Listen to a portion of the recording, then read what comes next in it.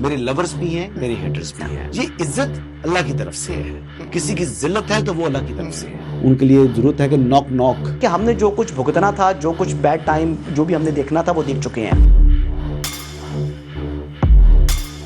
حسن ایوب خان کے تمام دیکھنے والوں کو السلام علیکم. ناظرین، ملٹیپل سٹوریز کے ساتھ آپ کی خدمت میں حاضر ہوں، لیکن سب سے پہلے بات کرتے ہیں پرائم منسٹر پاکستان کی، جنہوں نے ایک اہم اجلاس کی صدارت کی ہے، جس کے اندر پرائم منسٹر کے علاوہ چاروں صوبائی جو ہے وہ چیف منسٹر شامل تھے. ان کے ساتھ اگر عسکری قیادت کی بات کی جائے تو اس میں فیلڈ مارشل سید عاصم منیر اور D G I S I اور قومی سلامتی کے مشیر عاصم ملک صاحب بھی شریک تھے. ان کے علاوہ وفاقی وزراء کی بھی اس میں شرکت تھی. بنیادی طور کے اوپر خطاب کرتے ہوئے پرائم منسٹر پاکستان نے بتایا کہ دوسرا مہینہ شروع ہو چکا ہے ایران پر مسلط امریکی جنگ کا. انہوں نے کہا کہ جو شہدا ہیں ان کی جو شہادت ہے اس پر افسوس کا بھی اظہار کیا، اور انہوں نے یہ بھی بتایا کہ ہماری جو سیاسی اور عسکری قیادت ہے وہ ایران کے ساتھ اس وقت انگیج کر رہی ہے. اس کے علاوہ آبنائے حرمت سے جو 2 جہاز گزرے اس پر بھی انہوں نے فیلڈ مارشل سید عاصم منیر اور deputy prime minister Ishaq Dar صاحب کو خراج تحسین پیش کیا، اور انہوں نے کہا کہ جو مزید 20 جہاز گزرنے ہیں اس سے متعلق بھی جو بات چیت ہے وہ جاری ہے. ایک بات انہوں نے یہ بھی کی کہ پاکستان اس وقت دنیا کی اس جنگ سے نجات دلانے کے لیے اپنی کاوشیں اور کوششیں کر رہا ہے، اور اس وقت تک انہوں نے کہا کہ جب وہ یہ خطاب کر رہے ہیں تو اس وقت تک پاکستان کی کوششیں جاری ہیں، جسے دنیا اس وقت قدر کی نگاہ سے دیکھ رہی ہے. دوسری طرف انہوں نے جو معاشی مشکلات ہیں اس کا بھی ذکر کیا، اور انہوں نے یہ بھی بتایا کہ پہلے 53 روپے جو انہوں نے پیٹرول کو مہنگا کیا، اور اس کے بعد 100 ارب روپیہ جو ہے وہ انہوں نے پی ایس ڈی پی کو کٹ کر کے وہ ریلیف بھی عوام کو دیا. اب پرائم منسٹر کی تمام گفتگو تو ہوئی، لیکن اس میں ایک چیز سامنے آئی کہ پاکستان کی سیاسی اور عسکری قیادت جو ہے وہ اس متعلق انہوں نے ان کو آگاہ کرنا مناسب سمجھا، اور دوسرا کیونکہ اس کو پبلک کیا گیا تو اسی اہم اجلاس کی جو گفتگو تھی اس کو انہوں نے پبلک ڈومین میں بھیج دیا، یعنی ایک قسم سے ایک طریقے سے انہوں نے قوم کو بھی اعتماد میں لیا ہے. انفیکٹ میں بات کرنا بھول گیا ہوں کہ اس میں بلاول بھٹو زرداری بھی شریک تھے اس اجلاس کے اندر.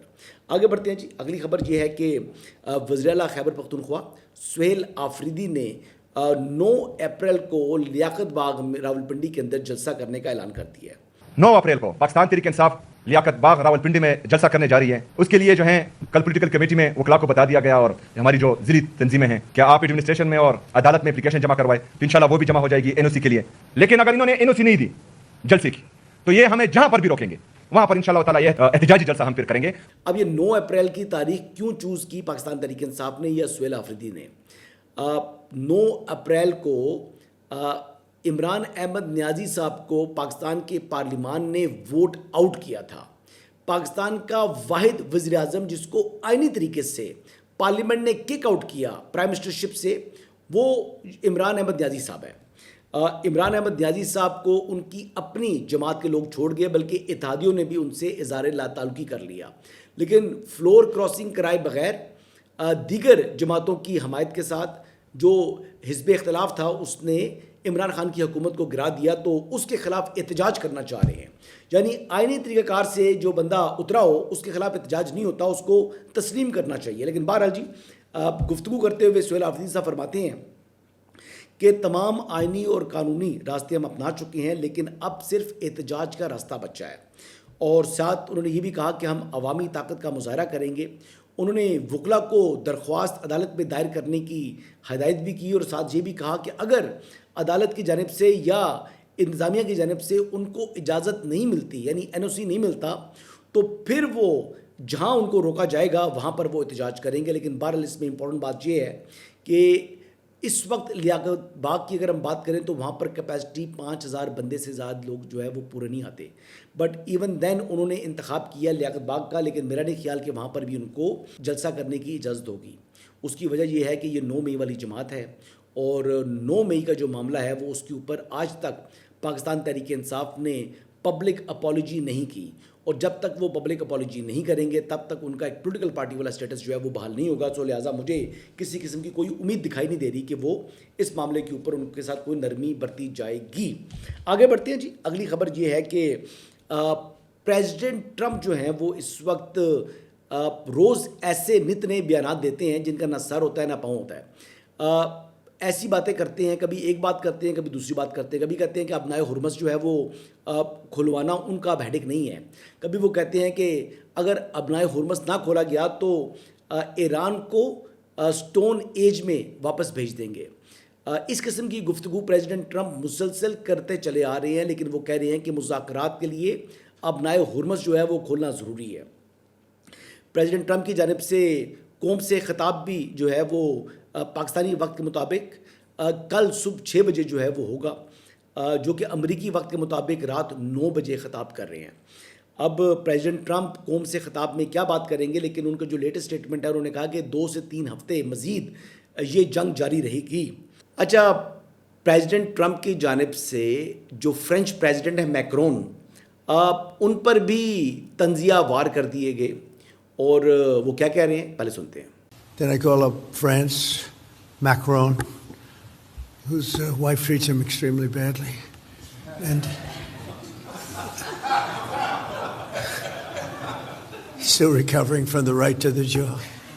And I say, اچھا اب یہ دیکھیں نا جی کہ فرینچ پریزیڈنٹ کی وہ بات جو کہ کچھ عرصہ قبل ہوئی تھی، جس میں انہیں ان کی اہلیہ کسی بات پر ناراضگی ہوگی، تو اہلیہ نے اپنے ناراضگی کا اظہار کیا، اور وہ تھپڑ جو پڑا ان کو، وہ ساری دنیا اس پر جو ہے وہ ٹویٹر کے اوپر بات کر چکی ہے. لیکن وہ اس بات کو دوبارہ رینیو کیوں کیا پریزیڈنٹ ٹرمپ نے، سوچنے کی بات ہے.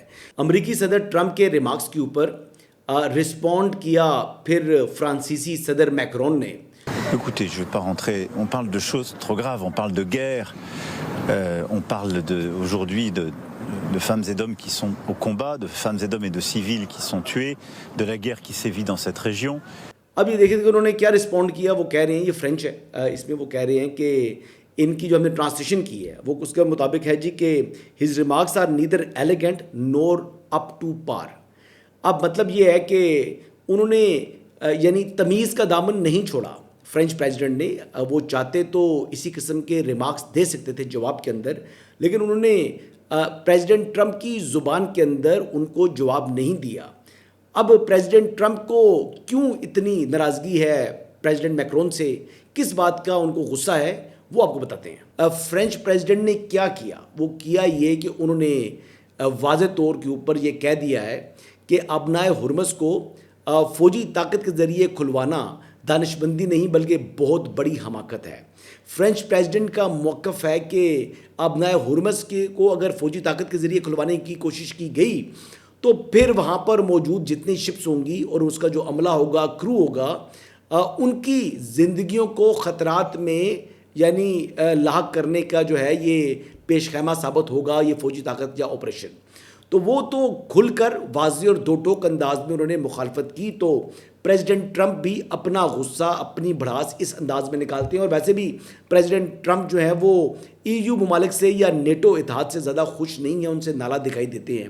اس لیے بار بار کبھی کہتے ہیں کہ نیٹو کی کوئی اہمیت نہیں، اور امریکہ کے علاوہ نیٹو جو ہے وہ غیر فعال ہے.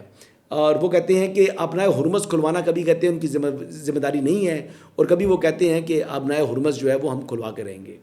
دوسری اہم بات یہ ہے کہ پریزیڈنٹ ٹرمپ نے جو سعودی ولی عہد ہے ان سے بھی ٹیلی فون پر رابطہ کیا اور موجودہ صورتحال کو زیر بحث لے کر آئے ہیں. اگلی ایک اہم ماسٹر اسٹروک کھیلا ہے ایرانین پریزیڈنٹ نے، پریزیڈنٹ مسعود نے، اور انہوں نے ایک خط لکھ دیا ہے جو کہ امریکی عوام کے نام ہے. کیونکہ اس وقت امریکہ کے اندر پریزیڈنٹ ٹرمپ کے خلاف اور اس جنگ کے خلاف شدید احتجاج ہو رہے ہیں، تو اسی کو اپناتے ہوئے جو ایرانین پریزیڈنٹ ہیں انہوں نے کہا جی کہ ان کی کسی قسم کی کوئی دشمنی امریکی عوام کے ساتھ نہیں ہے. انہوں نے واضح طور پر دو ٹوک انداز میں یہ بات کی کہ ایران جو کچھ کر رہا ہے وہ ریٹیلیشن ہے، وہ اپنا دفاع ہے، وہ نہ کہ جارحیت ہے.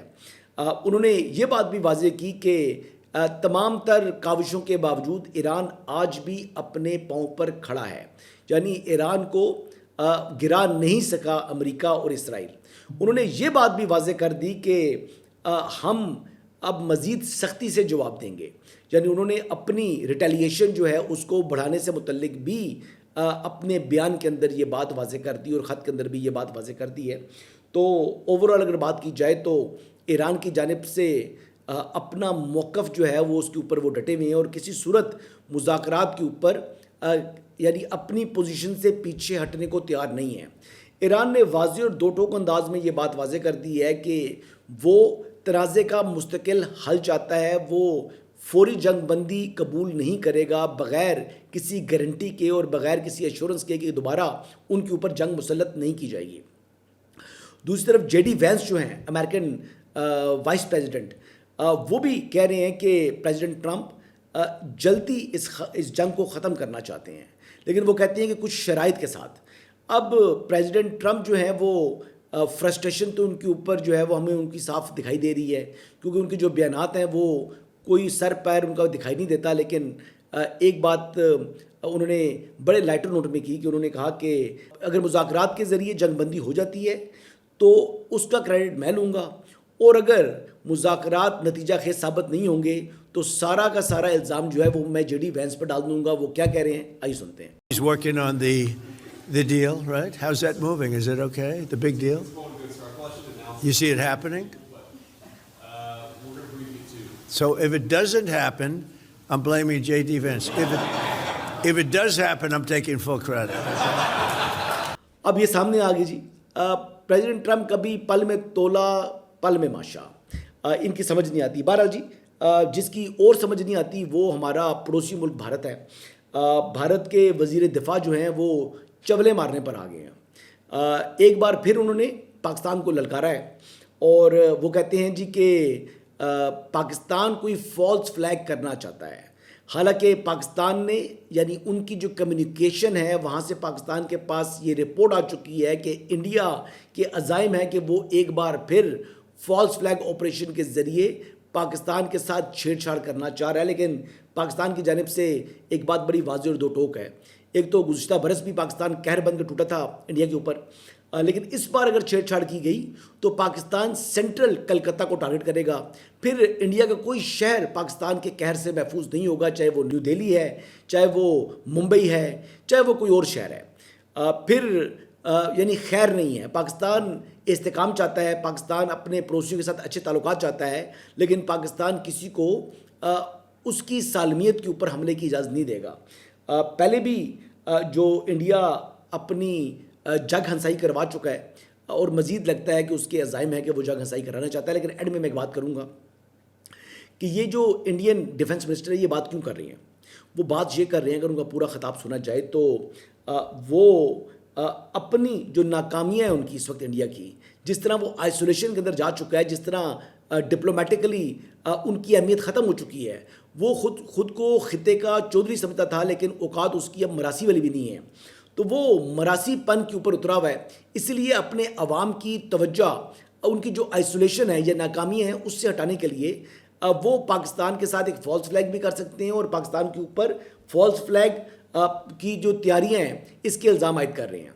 بہرحال جو ہوگا جی ہم دیکھ لیں گے. یہ بازو ہمارے پہلے بھی آزمائے ہوئے ہیں اور کتنی بار آزماؤ گے. ابھی تو پچھلے سال آپ کو جو پھینٹی لگی ہے اس کے بعد منتیں کرتے ہوئے یعنی منت ترلا کرتے ہوئے پریزیڈنٹ ٹرمپ کے پاس مودی سرکار پہنچی اور کہا کہ خدا کا واسطہ ہمیں بچاؤ.